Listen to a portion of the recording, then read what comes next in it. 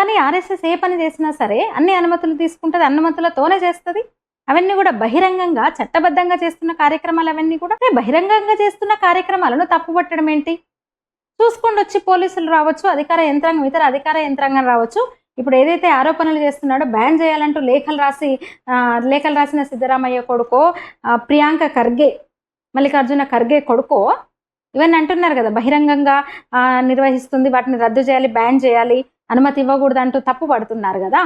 వెళ్ళి చూడండి మీరు, ఏంటి ఆర్ఎస్ఎస్ శాఖ నడుస్తుంది, వెళ్ళి చూడండి, పోలీసులతో పాటు వెళ్ళండి. నిజంగా వాళ్ళు చేస్తున్నవి, ఆర్ఎస్ఎస్ చేస్తున్నది రాజ్యాంగ విరుద్ధమే అయితే, చట్ట విరుద్ధమైతే చర్య తీసుకోవచ్చు. అంతేగాని తాలిబాన్లంటూ పిల్లల్ని పాడు చేస్తున్నారంటూ, బ్రెయిన్ వాష్ చేస్తున్నారంటూ ఇష్టం వచ్చినట్టు మాటలు, వాళ్ళ మాటలు, ప్రియాంక ఖర్గేవి అట్లాగే సిద్ధరామయ్య కొడుకువి. అంటే ఇంత కుట్రనా, ఇంత అపీజ్మెంట్ పాలిటిక్సా?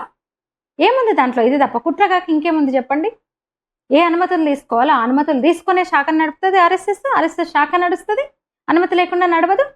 స్కూల్ అయితే సదరు హెడ్ మాస్టర్ పర్మిషన్ తీసుకుంటారు, పార్క్ అయితే సదరు అధికారుల పర్మిషన్ తీసుకుంటారు.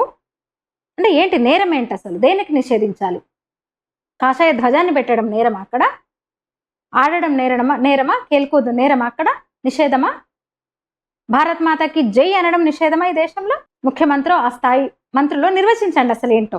ఆర్ఎస్ఎస్ చేస్తున్న నేరం ఏంటి, చట్ట విరుద్ధం ఏంటి, దోషం ఏంటి, ఎందుకు వాళ్ళది అపరాధం అవుతుంది, ఎందుకు వాళ్ళు దోషులు అవుతారు, శిక్షార్హులు అవుతారు, ఎందుకు బ్యాన్ చేయాలి ఆ కార్యక్రమాలని, ఏ రకంగా చట్టవిరుద్ధంగా వాళ్ళు వ్యవహరిస్తున్నారో చెప్పాలి కదా. ఇంత చీప్ పాలిటిక్సా? ఒక ముఖ్యమంత్రి మంత్రుల స్థాయి వాళ్ళు మాట్లాడాల్సిన మాటలా ఇవి?